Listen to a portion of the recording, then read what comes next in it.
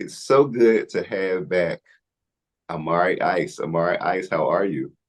Hey, friend, I'm doing great. Happy to be here. So, for people just seeing this for the first time and for the people who need a refresher, tell us a little bit about your skill set as one of the premier Black gay dating coaches in the country. According to the Global Love Institute, I'm the first Black gay certified matchmaker and science-based dating coach in the entire world. I'm an international #1 best-selling author.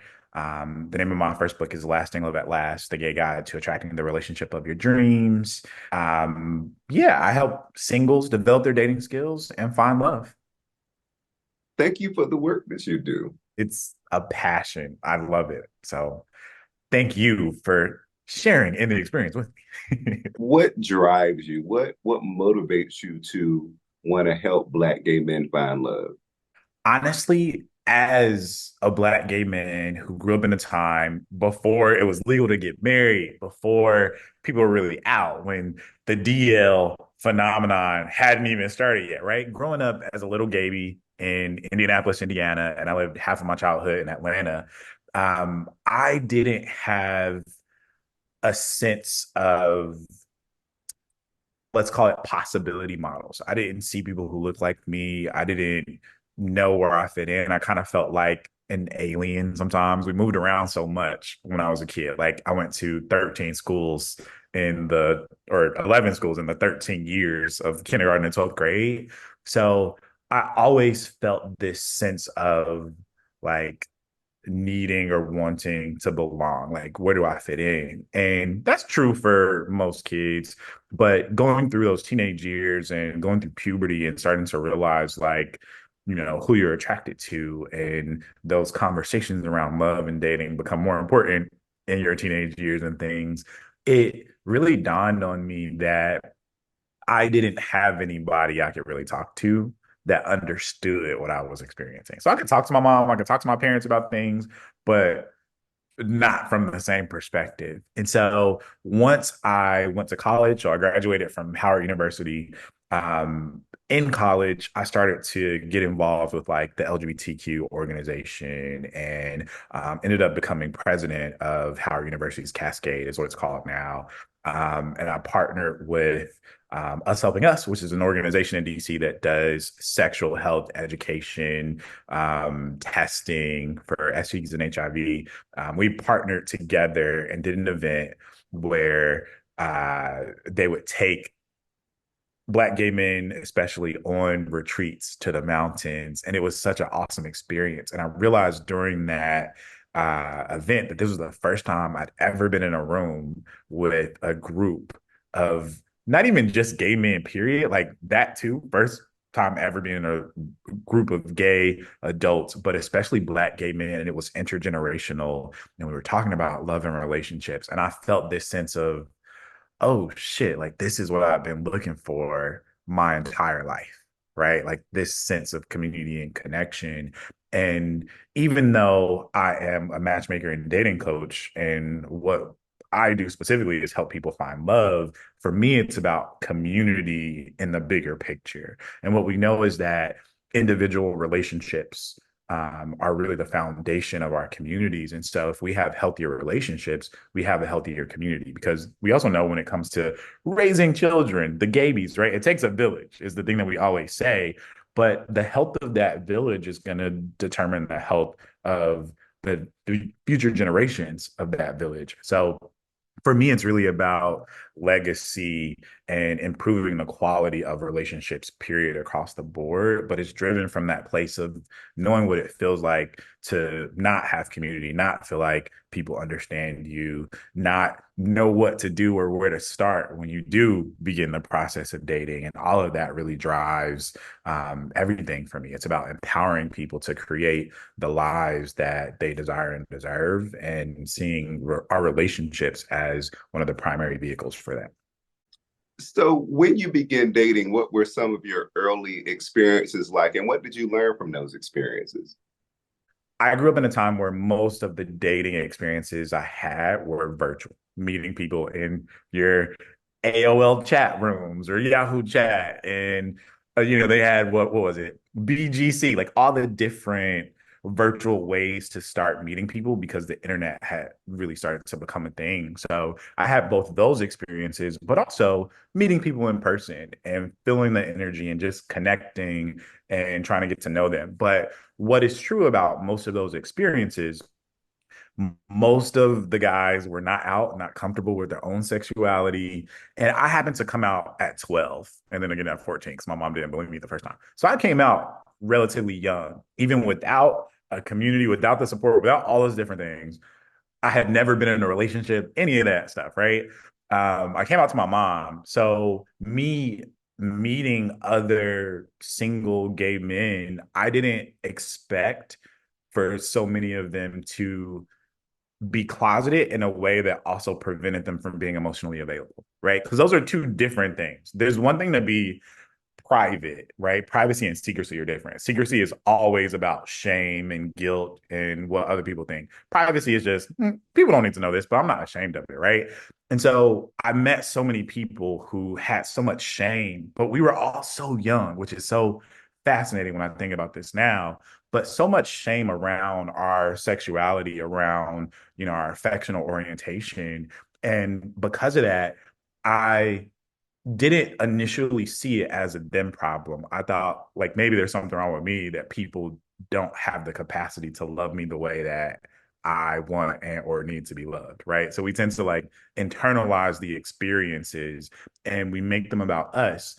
And there has to be some inadequacy in me if the pattern is that this isn't working out. And I was probably like 15, right? So what's true though is now and subsequently shortly, or maybe not that short, but shortly after that, I started to learn the difference between there being something wrong with us that we can't change and Hmm. just having a skill that we need to develop. Because the feeling of inadequacy always tells us that there's a skill that we need to develop to a level of adequacy. And once we do that, we won't feel inadequate, right? But if we can't identify the skill we need to develop when we're feeling inadequate, what that means is we're often having unrealistic expectations of ourselves, right? I need Mm. to be smarter. I need to be faster. I need to make more money. I need to be skinnier. I need to be more muscular. Whatever those things are, those are not the things that actually make a relationship work. But we tend to think that that's the reason I'm single, not, oh, it's my skill of being able to deal with people, being able to deal with my emotions. Because let's be totally clear. All relationships are built on a healthy emotional connection. And as men, we grow up in a world where we are conditioned to ignore, to suppress our emotions. The only emotion that men tend to have the validation of feel is anger, but anything else, we can't be sad, we can't be afraid, right? We can't feel inadequate, or we're made to feel shame for feeling any of those feelings. So, because healthy emotional connection is the foundation of healthy relationships, as men, we tend to struggle with that because we've been taught not to be able to listen to and regulate our own emotions. And especially as a teenager, when I was like, we don't have those skills. So yeah, those are the patterns, and that is what I experienced a lot. Dating people who liked me, were into me, but didn't necessarily have the skills or the emotional availability or the level of self acceptance and communal support because we are not an island in ourselves, right? We are all existing inside of a cultural context, and that cultural acceptance or not where we live has a big impact on the relationships we have. Talk about, as Black men first, how the culture affects our emotional availability, and then also the experiences that Black gay men, have coming from the church, coming from hip hop culture, urban culture, all these, the facets of our culture that tell us this is what manhood has to look like, and this is what you have to show up as. How does all that feed into our emotional availability when it comes to our relationships? Woo, friend, how much time you got? So, so I'll try to make this concise. One of my favorite quotes that really kind of contextualizes this is the way we see divinity, the way we look at God determines the way we see people. And then that determines the way we structure our society.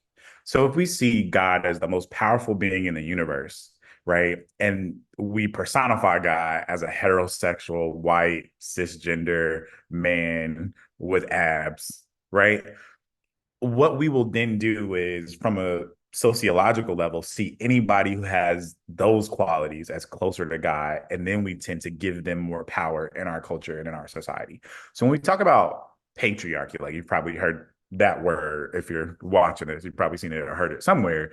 What we're really talking about is the positioning of those qualities of white, male, cisgender, heterosexual, value Mhm. as the most worthy qualities a person can have. And so the more qualities you have like that, the closer you are to God based on that model, right? Wow. And that is how a lot of our culture is run. So anything that is not male, not white, not heterosexual is seen as less than or invaluable. This is where sexism comes from, heterosexism, like all those different things, homophobia, all of it comes from that belief about power. Because all of this is really about power at the end of the day. So, from that perspective, when we then get into the church, that is generally most churches, of course, not 100%, but let's say 98.12, right? Most churches follow that belief system, seeing God, white Jesus, as people will say, right? Um, and if we do that, then what we tend to do in the way that we preach, the way that we communicate in like those uh, religious arenas or whatever is such that we may or may not be totally aware that we are telling our people in our congregation that if they don't have these qualities, there's something wrong with them too, right? And so growing up as Black people who tend to be more religious, and let's also not mince words, we're not religious because that is native to us, and particularly like Christianity, right? Christianity was brought to us, right, through missionaries and things. So it's not our organic belief system necessarily from wherever our background may be. But that notwithstanding, if we believe that the way the world works is one way and we don't fit with the way we believe, we now have an internal conflict. So we're not just at odds with what other people are saying or what the culture is saying. We're now at odds with ourselves. Yeah. And if we have that internal conflict, we're going to take that into every relationship, and we're going to choose partners who can fill the roles of those stories that we tell ourselves, right? Every relationship is essentially a self-fulfilling prophecy. We choose people who fit the story that we believe. We won't choose people who don't fit our stories. And that's where types come from. We're typecasting people in our lives based on the stories we already believe. So if we tend to choose people who don't have our best interest at heart, we tend to choose toxic relationships. Our Mhm. story about ourselves is that we somehow deserve that, or that is what is meant for us, and that's why we keep doing it. So the cultural belief system has so much impact on our individual lenses and perspectives, and I don't think we really examine that enough as individuals. And some of that is because we don't even realize that we can examine it. We don't know that we can question our beliefs, right? Because that will bring up some discomfort. But in general, like we don't do enough questioning of like, what is the big picture? What is the small picture? What is my responsibility in that picture? Because ultimately, right, it's not our fault where we grew up or where we come from. But if we aren't getting our needs met as adults, if we aren't accomplishing our goals, it's our responsibility to let go of any beliefs that don't serve us, right? To adopt any habits that support our goals, to learn any skills that allow us to be in that space of clarity, of happiness, of peace, of whatever it is that we're looking for, right? Because when we think about relationships, there's like three steps in a romantic success strategy. First is having the goal of the relationship. What kind of relationship do you want? Monogamous, non-monogamous, both about it, right?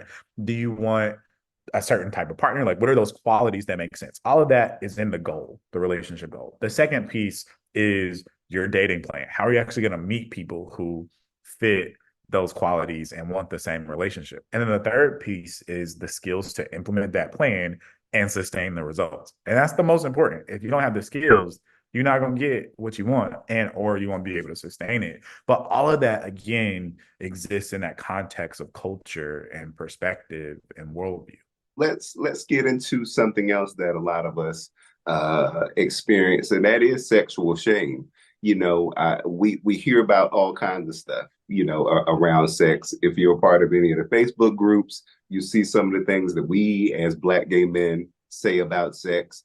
Um, a lot of people also talk about something. One of the things that we don't have enough conversations about is erectile dysfunction. And I would argue that some of that comes from sexual shame.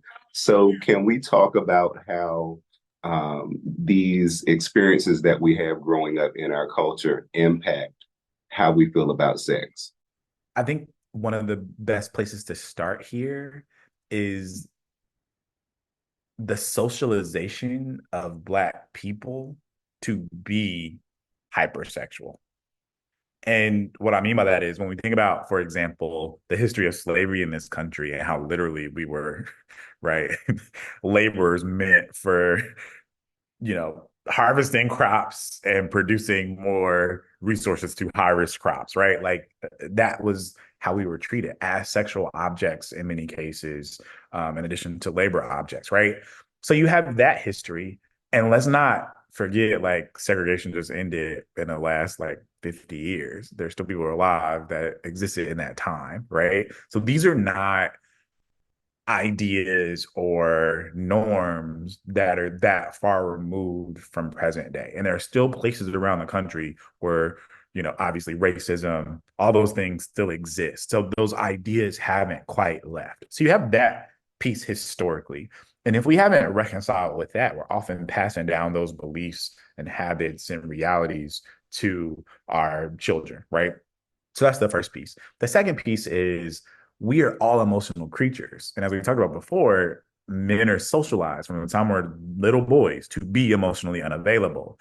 However, sex is one of the few places in our lives where we can be emotional. And so if you have all this built up emotion that you haven't been able to express because of shame, because of suppression, because of all those other things, it's going to get sublimated into the sex drive in many cases. And so it makes us more driven for sexual release because we're also releasing those emotions. Emotions, we don't process emotion in our minds. You can't like think through the feelings. Real quick, I think there are two parts to that. For some of us in our community, it's either hypersexual or people who have no sex drives at all. What Mhm. about that part?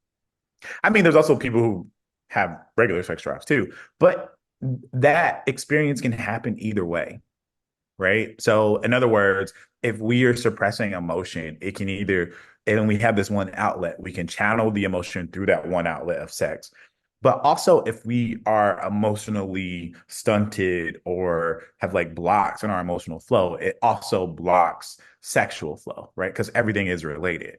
So, in either case, it still is going to impact our sex drive when we don't have a healthy emotional connection with ourselves. Because again, the body processes emotion, not our minds. And it's also processed through exercise, through walking, right? So it's not just sex that we process emotion through. But if we don't have the ability to express emotion openly, then it kind of gets pressurized until we have a place to release it. In the case of sex, sometimes. And for other people, we didn't necessarily get the release. So we're just kind of like blocked, right? Emotional blocks are going to cause blocks in other places. Sometimes it's with the erectile dysfunction. Sometimes it's with other elements and issues in our bodies, certain illnesses, right? What we know is almost all illnesses related to stress and the inability to effectively manage stress and not being able to express our emotions is stressful. So men tend to exist in this perpetual state of stress if they haven't learned those emotional management skills. Let's get into the next part of this. And the next part of that is vulnerability. How does all of that impact our vulnerability? Being able to talk about it, being able to recognize it, and being able to show up in healthy ways in our relationships. Healthy relationships require four elements: commitment, connection, chemistry, and consistency. Commitment is that conscious decision to be partners, right? Connection is the emotional intimacy piece of it all, the actual friendship piece. Chemistry is both the attraction and the passion and the playfulness, right? How we operate together. And then consistency is commitment, connection, and chemistry through time. right? So when we're talking about vulnerability, we're talking about that connection piece. And each of these elements has certain skills that support their existence and maintenance. And for emotional connection, there are three skills we need. We need emotional awareness. So this is the ability to recognize what the emotion is and what it means. Because we tend to think that emotions are just dumb and like, why do I feel them? But every emotion tells us a specific unmet need that we have. And earlier I mentioned how the emotion of inadequacy tells us that we have a skill gap, right? Anger tells us that something isn't fair. We need to make it fair or forgive, right? Sadness tells us that we lost something that's important to us and we either need to replace it if we can or to grieve it if we can't, right? Each emotion has very specific information, but if we don't know that, we can't have the emotional awareness and we're just confused. Why am I feeling this stuff, right? The second skill is emotional regulation. And emotional regulation is not emotional suppression, which people tend to think. But it's not saying, oh, I'm not going to feel that right now. Emotional regulation is giving ourselves permission to feel our feelings, identify the need it communicates, and then take action to get that need met. So then we're satisfied, right? And then the third skill that these two both support. And if you don't have emotional awareness and emotional regulation, you don't have emotional availability because that specifically is the space to interact with someone else on an emotional level. That's what emotional availability is. So those two foundational skills create that. But the third skill is then emotional validation. So once I'm aware of my emotion and I can manage my emotion, the next skill is being able to interact with other people emotionally in a way that makes them feel seen and heard and valued without taking responsibility for their emotions because I can't. Right. So as men, because we don't have these skills, when somebody feels something, we automatically tend to take or assume we need to take responsibility for fixing the thing. Right. Because we get that emotions mean we have a need, but what we don't get is just because someone's expressing emotion doesn't mean I have to do something about it. So we also tend Mhm. to develop this interesting fear, which is fascinating when you think of it. Men are taught not to fear anything but their own emotions. Yeah. Fascinating stuff and the emotions of other people. And so when we're talking about vulnerability, vulnerability requires those three levels: the emotional awareness, the regulation, and the validation in order for us to feel connected, feel safe, feel open. And that emotional flow powers everything else because emotion is literally energy and motion. Everything that we do, sex is better when we have an emotional connection, right? We're more effective at work when we're emotionally connected to the work that we do. Everything is driven by our emotions. How do we create safe spaces to be, vulnerable in our relationships? And how do we know it's safe to do that? For instance, we may feel like, it's okay to do it, but the partner may not, or we may not know how to do it. So how do we develop those skills and how do we recognize it is the right time? Yeah, this is such a great question. And I'll answer this from two lenses. First, in order for us to create a safe space in our relationship for emotions, we have to be a safe space for our own emotions. And I'm gonna let that like sit just a little bit. Like we as men have to be a safe space for our own emotions. That is paramount, right? If we are not safe spaces for our own emotions, we don't create safe spaces for other people. We know that most crime exists because people don't have those emotional regulation skills. They're not safe for their own emotions, so they are then creating unsafe spaces for other people. Mhm. That the direct connection, right? So first is that piece. Then, when we're talking about being in a relationship with someone else who may not have the same level of emotional intelligence skills that you do, right? If they don't have that, you can still create a space of safety because if you know how to validate other people's emotions through the clarity of your own example, you also teach them how to be a safe space for theirs, right? And Mm. so a lot of times we one thing we hear a lot is people say, "Oh, I couldn't do a relationship with so and so because they weren't great communicators." And what we know based on the science is that it only takes one person to be an effective communicator for communication to be effective.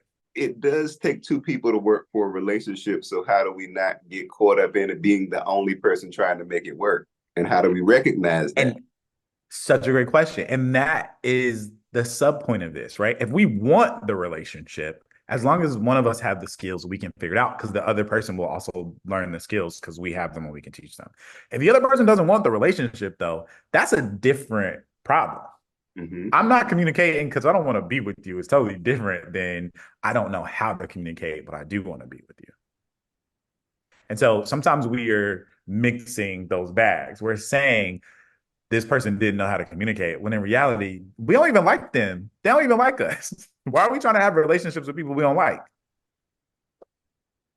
Right. But we are not often ready to own up to the fact that we're choosing people we don't like in the first place. And that's why things aren't working. But slightly different conversation. Because if we're talking about people we do like, people who do want to be with us, and they just don't have the range, if we have the skills, we can recognize the range that they have and don't. And then we know what we can then do with them. So, for example, if you let a 5-year-old drive your car, the 5-year-old is not responsible for their crashes. You know they're five. That's your responsibility, right? And so, because you're an adult, you can recognize that that 5-year-old clearly does not know how to drive. I'm not going to let them drive my car. And the same is true with communication or any other dating and relationship skills. When you have the skill, you can recognize when other people don't. And the problem is, people think they have skills that they don't have. People are, puffing themselves up and thinking, I'm so great and everybody else is trash. And it's like, friend, then we should be seeing some different results in your relationships if you have the relationship skills, right? So again, it if I have the skills and my partner does not, are they willing to learn the skills from me or with me? Right? Are we willing to do the work together? And that's the other piece. Maybe neither of us have the skills because we're both men and both of us grew up in a world that taught us not to deal with our emotions. For just about all men, learning those emotional intelligence skills is the number one thing you need to do to have better relationships. And if we keep avoiding it, we're going to keep avoiding the thing that's going to actually make the difference in the quality of our romantic satisfaction. So, as men who do sometimes come in these relationships with these issues of not knowing how to, identify certain emotions, express certain emotions, communicate in certain ways, how do we recognize that and how do we help each other build those skills? Got to go get the skills, which means you can read to learn about the skills. And there are two books I recommend that people, I mean, outside of my own book, but two books I recommend that people read specifically around emotional intelligence. One is called The Secret Language of Feelings Mm. by Calvin Bang, who's one of my mentors in the hypnotherapy field. So when I was saying that every emotion tells us something specific, that wasn't an analogy. That's legit. As a hypnotherapist, my expertise is emotion, right? That is the language of the subconscious mind. So that book will tell you exactly what the emotions mean and what to do to get the needs met that the emotions tell you have. The second book is called I Don't Have to Make Everything All Better. And I forget the first name. I think the last name is Lundberg, and it might be like a couple, but the title is going to take you there. It's a red book. I remember that. This book is specifically about emotional validation skills. How can I be present with someone who's having a tough time, but not feel overwhelmed by their emotion? How can I help and or let them maintain responsibility for getting their needs met if they choose to? Right? Because as people, we're dealing with emotions all the time. And if we don't know how to have great boundaries, we're always going to be overwhelmed. And this book is about the boundaries and the validation skills that make dealing with other people who are emotional beings possible. So those are the two books. The second thing is to work with a therapist. And then the third would be to work with a coach. So either of those, right? Working with people directly. So get a therapist. Because again, therapy, people have this misperception that therapists are just going to tell you everything that's wrong with you. And that's not true, right? Like the point of therapy is for you to become aware of the things you want to know, want to do, want to heal, want to cope with, right? And so going to therapy helps you to learn all those skills I mentioned. The therapist is mirroring those to you and teaching you in each session you go to how to then exercise those skills in practice. And people don't realize that that's what's happening in therapy. You're learning how to deal with your own emotions in therapy. Okay. And that's someone who recently graduated from therapy. I didn't even know you could do that, but I graduated from therapy recently. And that was one of the realizations like, oh, this whole time I've been learning how to manage my own emotions. And now I know how to do that. And that's why I don't need therapy as much anymore because now I have those skills, right? The other thing is working with a coach, right? So where a therapist is going to help you heal things from the past, in many cases, like there's some overlap between coaches and therapists, but therapists are often helping you heal from situations you've experienced in the past, making sense of things, dealing with things that are coming up that you don't know how to cope with in the present, right? Coaching coaches help you to accomplish your goals, right? So a therapist might not be able to help you create an effective dating profile or develop the dating skills necessarily, like the other dating skills, like planning great dates or how do I use certain tools or what should I wear, right? But working with a coach, you're also learning skills in the process too. But coaches can't necessarily help you heal stuff from the past, but it might not be necessary in some cases to heal stuff from the past. Maybe you don't have any traumatic experiences that you need to deal with. You just don't have the dating skills. So working with a coach can be really effective. And those dating skills include the emotional intelligence skills that I mentioned. So every single one of my clients, we work on those emotional intelligence skills. And we do it both from the hypnotherapy side and from the coaching side. So, yeah, got the people covered. But those would be my recommendations. You got to learn the skills, and we learn skills by going to workshops, going to classes, working with professionals, reading books. We've been talking about vulnerability.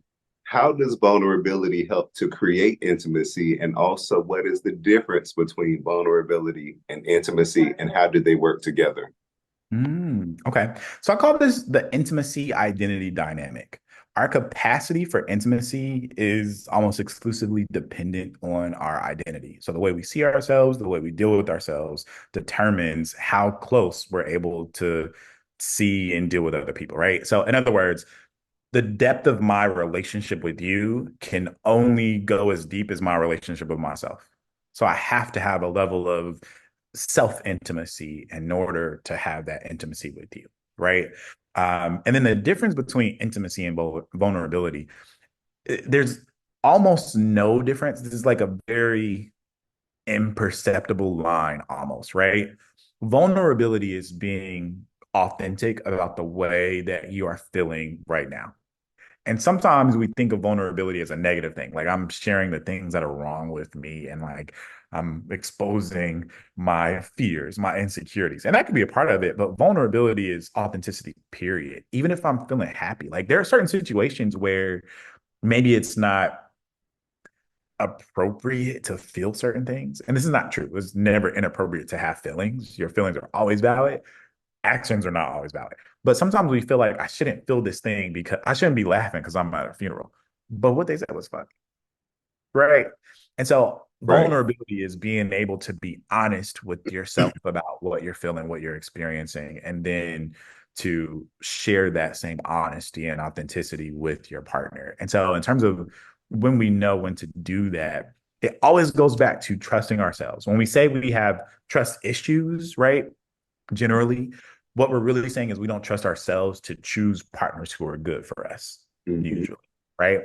And so the more trust we have in ourselves, the more trust we can then have in other people. And it's not always just totally based on you. Like sometimes it is you need to learn how to trust other people, but they need to be trustworthy, right? Because if you're not trustworthy, I'm not going to trust you. But that doesn't mean I have trust issues, right? So not trusting you, you might not be untrustworthy. But if I have a pattern of trust issues, I don't trust myself. It's my pattern. Okay. So the thing that we have to think about, and I noticed this when clients are like starting the dating process at first, we're often looking for confirmation or clarification on a first date that I can trust this person with my life and marry them today. And that is not the point of a date. The point of the first date is to determine if you like this person enough and trust them enough to go on a second date with them. Trust is built Mm-hmm. over time, right? And trust and confidence are very synonymous in this, right? Confidence is not a decision you make. It's not a mindset thing. You can't just decide to be confident. Confidence is only always based on the evidence of our actions. I did a thing, I saw the result. I did it again, I got that same result. I did it again, I got the same result. Now I can trust that if I take this action, this result is going to happen. And it's the same thing with our instincts. I trust my instincts because they always lead me to where I need to go, right? That is where self confidence comes from. It's confidence in our instincts and our ability to figure things out, even though we might not know what's going to happen ahead of time. I'm confident that I can figure it out, even if I've never been here before because I've been in other situations, right? Yes. So if I'm confident in myself and I trust myself, I don't have to front load trying to figure out if I can trust somebody else the moment I met them. That's too much pressure for somebody you don't know, right? Getting to know this person over a series of dates over time, now you can see what their patterns are. And what you trust is the pattern, right? So if you have a pattern of showing up when you say you will, I can trust that you will show up when you say you will, Hmm. right? And yes, I also want to ask questions and see what you say, but everybody, we can all say the same thing, but it means something different for us, right? You might say you're outgoing, and I might say I'm outgoing, but you might be way more outgoing than me.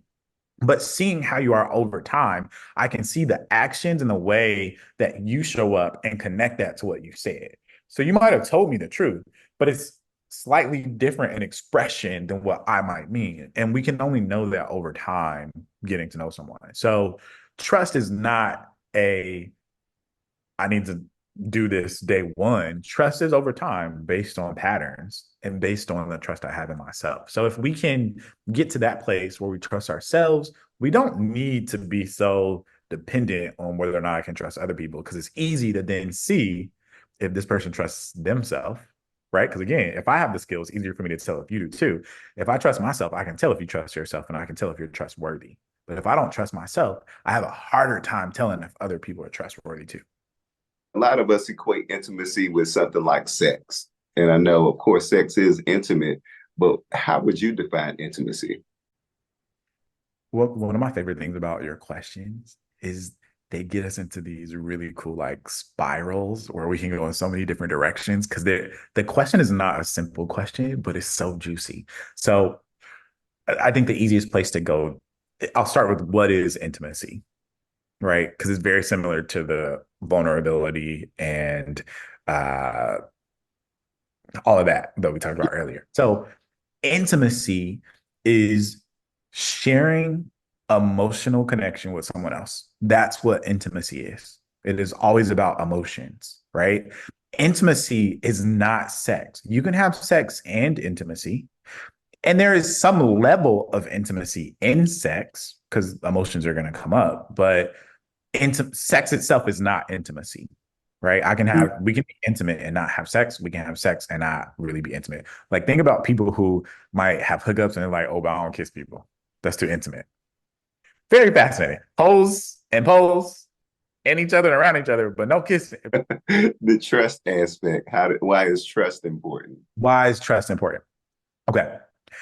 Now, when we get to why is trust important, here's the thing. If we're going to build a life with someone, we need to know that we can rely on them, but we need to know what we can rely on them for, right? And so if we think about this from the perspective of the things that make us love people, and if we think of love, just very operational definition, love is attachment. Okay. For kids, love is attachment. And one of the most important things you need to know if you're interested in healthy relationships is your attachment style because they form by the time we're 3 years old based on the environments we have in childhood and the relationships we have with our caretakers. So important. So love is attachment. And one of my favorite models for this is the relationship attachment model. There are 5 dynamics that bind us to people, right? And they are what we know about someone. Okay. The more I know about you, the more I'm attached, at least intellectually, mentally, right?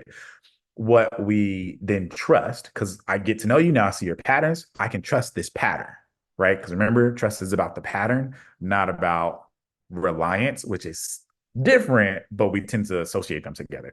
Reliance is the next thing. I might depend on you for certain things and not trust you. You might pay my bills every single month. So I'm dependent on you for a place to live. But that's the only thing I can trust that you'll pay the bills. I can't trust these other things. I can't trust that you won't tell my secrets because I see you always say things, right? So I can't trust that. But what I can trust is what I see you do, right? And because I can trust that, I can now rely on that pattern. So reliance is sitting something. It could be anything. It could be relying on you to pick up the kids. It can be relying on you to cook dinner. It could be relying on you emotionally, right? It can also not be any of those things because it depends on the person. There are some partners we have where I can depend on you for the logistical things, but I can't depend on you for emotional support because that's not your skill set, right? And so the problem is we're expecting people to be able to do everything without first getting an understanding of what they actually can do, right? And so if I expect you to do what you can do, I'm not disappointed when you aren't doing the things I thought you should have been doing, right? And so that's the reliance piece. The fourth piece is commitment, right? Mhm. So the more committed you are to something, the more attached you are through the function of the commitment. And then finally is sexual touch. The more we touch, the more we have sex, the more physically attached we become, right? And so each of these dynamics is distinct, but also related. And what tends to happen in healthy relationships is no dynamic is higher than the one that comes before it. So I know more about you than I trust. I trust you more than I rely on you. I rely on you more than the commitment or committed more than we touch, at least at first, right? In sexual first relationships, there's a whole lot of touching, not a lot of commitment, reliance, trust, or knowing, Right. right? And so the strategies for long-term relationships are different than short-term relationships. And the problem is people start with the touching and don't have everything else. And they're trying to rely on things that they don't trust and trust things that they don't know. And that's how we have trust issues because we're doing it the wrong way. At least if we're trying to minimize risk, we're doing it the wrong way. So the importance of trust is I can't rely on you. I can't commit to you. I can't trust that if we start having sex and doing all these things, I don't know if you're going to be able to handle any potential outcomes or consequences of the touching, right? Getting pregnant, getting STIs. I can't depend on you to be there for me if I don't already know I can trust you to be there for me. And that's why it's less risky to know that you can trust someone sexually if you have the trust first before you have the level of sex, unless you're just comfortable with the risks, right? Also fine. But in a long-term healthy relationship, there's levels and you kind of want to proceed in a more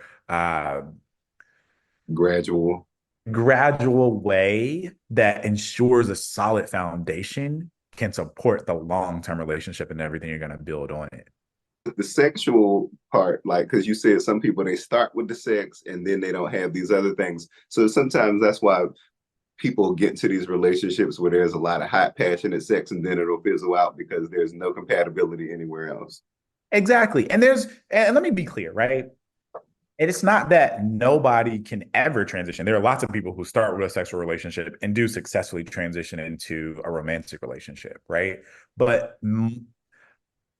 most I don't have the data, so I won't say most. Many people don't know how to switch though. So they might start with the sex stuff and don't know how to increase the other dynamics, right? They just don't know how to now get to know the person because they've established that this was a sexual relationship. So it's less of a you have to do this or else. It's more of a what them skills do though. Because if you don't know what you're doing, then it's not likely to work in your favor if you start with the sex versus starting with the getting to know the person. As a black gay dating coach, as someone who, creates these matches, why is it important that we love each other and value our relationships as black gay men? Mm.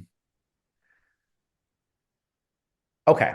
So I'll start this from the perspective of values. We have to really be clear on what we value Mm-hmm. because our values tell us what matter. They tell us what choices we respect that other people make or not, right? And sometimes we just don't share the same values, and that's okay, but that's why we tend to be frustrated or we don't respect people's way of life or choices, right? It's a values thing. And for me, that belonging, that sense of community, that sense of connection is a very high value for me. And so for anybody else who also values connection and community, healthy relationships are important for the preservation, the longevity, for the health of that community. And that is the point. It's like our world is much better if our relationships are much better. And that's why having better dating and relationship skills is one of the easiest way to improve the world around us, because we also get to